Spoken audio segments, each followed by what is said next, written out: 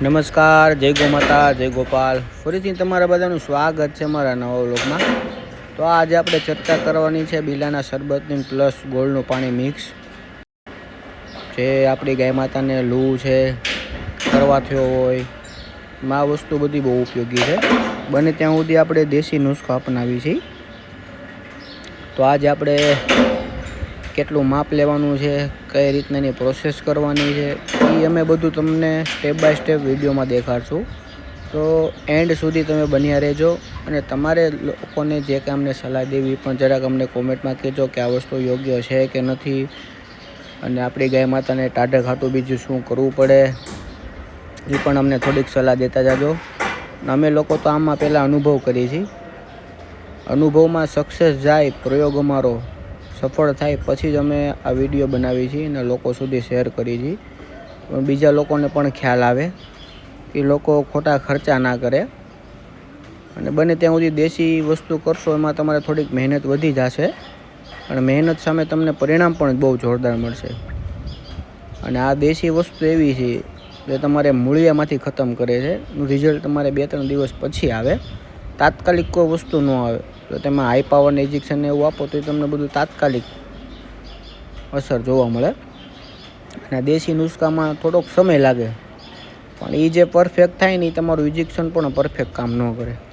એ આટલું આપણે દેશી નુસ્ખા અપનાવતા હોય છે, અને આપણને સફળતા મળે પછી જ આપણે આ વિડીયો શેર કરી, જેથી લોકોને ખર્ચો પણ ઓછો થાય. પણ હા, જરૂરી છે કે તમારે એમાં મહેનત કરવી પડશે. મહેનત કર્યા વગર કોઈ વસ્તુ તમારે સફળ નહીં થાય, પ્લસ પરિણામ નહીં મળે. અને બિલાના શરબતથી ફાયદા પણ અનેક છે, એ પણ હું તમને જાણ કરી દઉં કે એના ફાયદાથી શું આપણી ગાય માતાને અસર થાય છે. પ્લસ પેલું એ છે તેની પેટને ઠંડક આપે બિલાનો શરબત. પ્લસ એસિડિટી હોય, ગેસ હોય, એમાં પણ એને રાહત આપે છે. એને પણ એવું થતું હોય છે, પણ આપણને આમ ખ્યાલ ન હોય. પણ તમે આમ જુઓ, જે લોકો બહુ જાણકાર હોય એ લોકોને તરત ખબર પડી જાય કે આ વસ્તુ આને આ થઈ છે. બાકી સેમ આપણા જેવી જ પોઝિશન એને થાય છે. ગેસ હોતો ને થઈ જાય. ક્યારેક અમારે ક્યારેક એવું હોતું ને બનેલું છે, ગાય ખાતું ખાતું પણ એને ક્યારેક એટેક આવી જાય છે. એટલે આને ઘણું બધું આપણા જેવી સેમ સિસ્ટમ હોય છે. એટલે આને પાવાથી બીજા ફાયદા એ છે, કબજિયાતમાં પણ મદદરૂપ થાય, પ્લસ તમારે પાચન શક્તિ સુધારે, પ્લસ ગરમીમાં શરીરને હાઇડ્રેટ રાખે, એટલે જેથી લૂ ન લાગે. અને આ બિલાના શરબત વાવવાથી એને ઇમ્યુનિટી પણ વધારવામાં મદદ કરે છે. અને બીજો તો મુખ્ય ફાયદો એ થાય કે ડાયરિયા છે કે તો લૂઝ મોશનમાં પણ આનો ઉપયોગ થાય. અને પ્લસ એ છે કે એને શરીરમાં એનર્જી પણ આપે અને તાજગી પણ આપે છે. એટલે પાવાના પણ ઘણા બધા ફાયદા છે, પણ આનું લિમિટેડમાં પાવાનું. જે બહુ પાવાથી આને કબજિયાત પણ થવાની શક્યતા રહે છે. એટલે અમે લોકો પણ માપ કરેલું છે કે એક ડોલ આવે 15 થી 20 લીટર, એમાં આપણે 5 થી 7 બિલા પલાળી દેતા હોય છે. અને પ્લસ એમાં આપણે ગોળના પાણી સાથે આજે બિલા પલાળવાના છે. અલગથી તો લોકો પાતા જ હોય છે, અને માણસો પણ આનું શરબત બહુ પીવે છે ઉનાળામાં, જેથી લૂ લાગતી નથી. એ પણ પ્રોસેસ તમને વિડીયોમાં આગળ દેખાડશું. એટલે વિડીયો એન્ડ સુધી જોજો.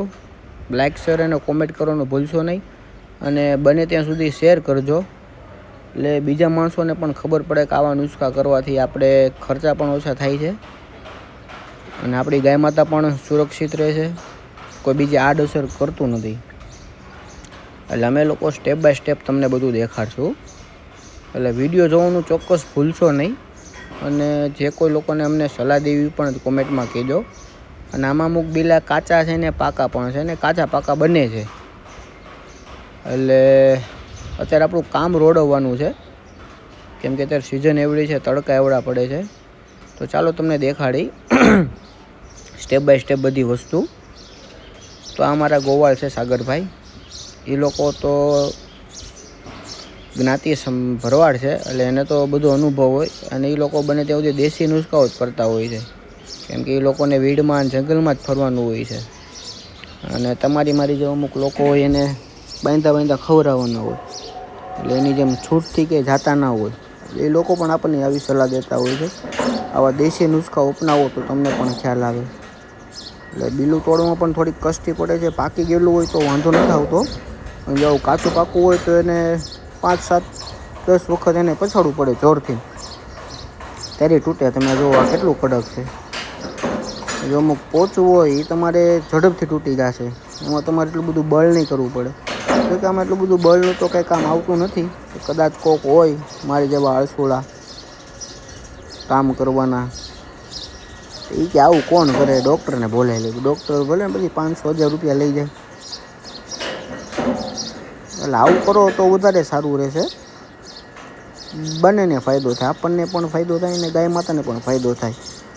અને આ તમે એને મિક્સ કરશો એટલે એમાં સુગંધ પણ મીઠી આવશે, એટલે પીવામાં પણ તેને કંઈ તકલીફ નહીં પડે. એ પણ હું તમને વિડીયોમાં આગળ દેખાડીશ. તમે જોશો એટલે તમને પણ ખ્યાલ આવી જશે કે આપણી ગાય માતા પી જાય છે ફટાફટ. એટલે આપણે બધું આમ લાઈવ સાથે જો એટલે અંદાજો આવી જ જાય કે આ વસ્તુ કરાય ન કરાય. 90% તો મારા પ્રયોગ સફળ જ જાય છે, નિષ્ફળ નથી જતા. અને અમે એનો ખુદ અનુભવ કરી પછી જ વસ્તુ અમે બનાવીને અમે સોશિયલ મીડિયામાં અપલોડ કરી હતી પ્રૂફ સાથે. એટલે કોઈને તકલીફ ના પડે, કોઈને નુકસાની ન જાય. બાકી તમને બધાને ખબર હોય કે આવા તડકા પડે ને એમાંય પછી દૂધનો ભાવ આવે ન આવે, એટલે બને ત્યાં સુધી ખર્ચા ઓછા કરવાના એવું આપણે કામ કરતા હોઈએ છીએ. એટલે ડેરીમાં તમારે કે ગૌશાળામાં કોઈ જાતની નુકસાની ન આવે. એટલે આમાં હવે તમે જોઈ શકો છો બિલા આપણે 5 થી 7 લઈ લીધા છે. અને આપણું ગોળનું પાણી છે, અને આખી રાત એને પલાળ દઈશું, જેથી એનો જે કંઈ પલ્પની જે કંઈ બધું દૂષિત વસ્તુ હોય બધી પલળી જાય. એ પણ તમને આગળ હું દેખાડીશ કે અમે સવારે એને કઈ રીતના કાઢી છે, કઈ રીતના પીવડાવી છે. એ પણ હું તમને સ્ટેપ બાય સ્ટેપ બધું દેખાડીશ, એટલે તમને પણ ખ્યાલ આવી જાય કે આ વસ્તુ કઈ રીતના કેમ કરવી, શું કરવી, તમને અંદાજો આવી જાય. ત્યારે આમાં આપણે થોડુંક પાણી વધી ગયું છે એટલે કાઢી લેશું. કોઈ વસ્તુ વેસ્ટ નહીં જવા દેવાની. આ પાણી છે એ આપણી ગાય માતાને મૂકી દઈશું એટલે પી જાય, એટલે આપણું પાણી પણ વેસ્ટ ન જાય, બે કામ થઈ જાય. એટલે આ પલાળી દઈશું, આખી રાત પલળશે. આ જેમ પલળે 5-7-8 કલાક પલળે, જેમ પલળે એમ વસ્તુ ટાઢી. તો અત્યારે આપણે નાખી દીધું છે. અને હવે તમે જોઈ શકો છો આપણે હવે સવારમાં એને આ જે કાંઈ એનો પલ્પ છે એ કાઢી લેશું સ્ટેપ બાય સ્ટેપ. અને પલ્પ પણ વ્યવસ્થિત પલળી ગયો છે, ઓગળી ગયો છે. અંદરનો જે કંઈ કહ હોય એ આપણે આમ નીચવીને કાઢી લેવાનો. અને એમાં પછી આ કાઢેલા બીલા તમે ગાયની ગમાણ છે કે વાડામાં નાખી દેશો એટલે એ પણ ગાય માતા ધીમે ધીમે ખાઈ જશે. એને પણ ખાવાની મજા આવે, કેમ કે આ વસ્તુ ઠંડી હોય છે. એટલે આ વસ્તુ કરવા જેવી છે. કોઈ ટ્રાય કરજો એટલે તમને પણ ખ્યાલ આવશે કે આ વસ્તુ કરાય કે ન કરાય. એટલે આવી રીતના આપણે એક પછી એક જે પાકા હશે એનો બધો નોકરો પલ્પ જ નીકળશે. બાકી કાચા છે એ અમુક આખા જેવા રહે, એ તમે એને વાડામાં નાખી દેશો એટલે ખાઈ જશે.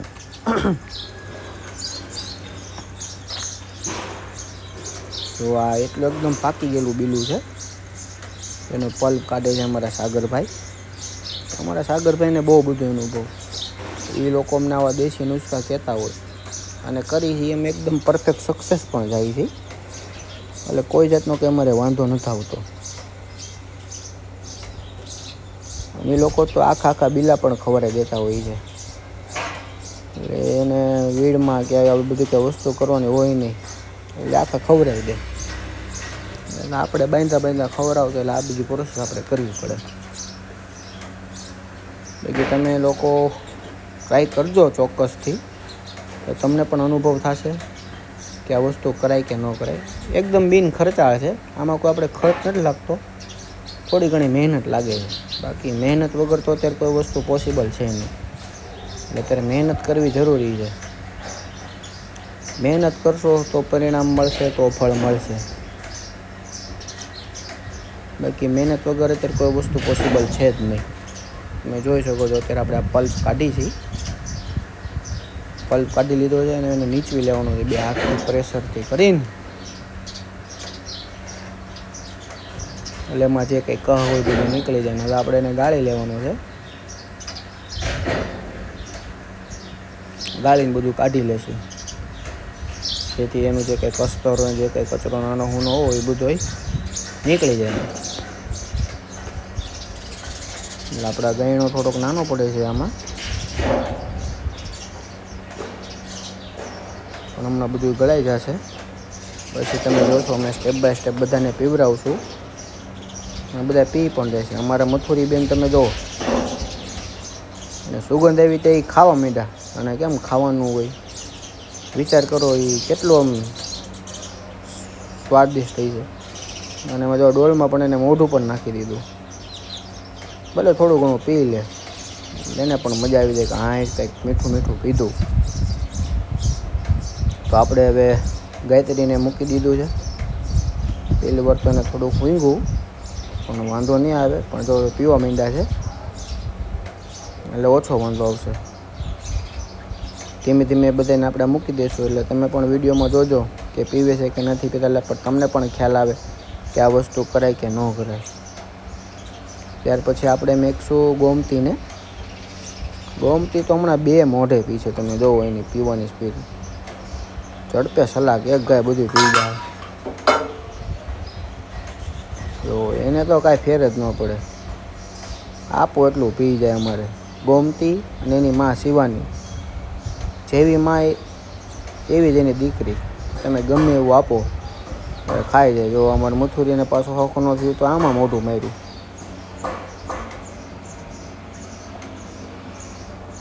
એટલે આ વસ્તુ બધી કરવી જરૂરી છે. તમે કરો અનુભવ તો તમને પણ ખ્યાલ આવે કે આ વસ્તુ કરવા જેવી છે કે નહીં. જો તમે ગોમતી ચાટવા માંડી, કેટલું મીઠું લાગ્યું છે એને. અને અમારો આ વિડીયો તમને લોકોને સારો લાગ્યો તો લાઇક, શેર, કોમેન્ટ અને સબસ્ક્રાઈબ કરવાનું ભૂલશો નહીં. અને બને ત્યાં સુધી શેર કરજો, એટલે બીજા લોકોને પણ ખ્યાલ આવે.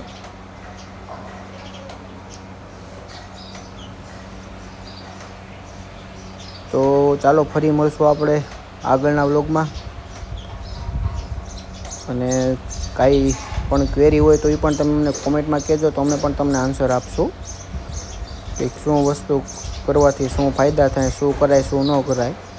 કેમ કે ગૌશાળાનું તબેલું બધું એવી છે, એકબીજાની સલાહ લેવી જરૂરી છે, તો જ માણસને ખ્યાલ આવે. નકર તો આમાં ભાઈ નુકસાની હોતા અમુક વસ્તુનો ખ્યાલ ન હોય તો.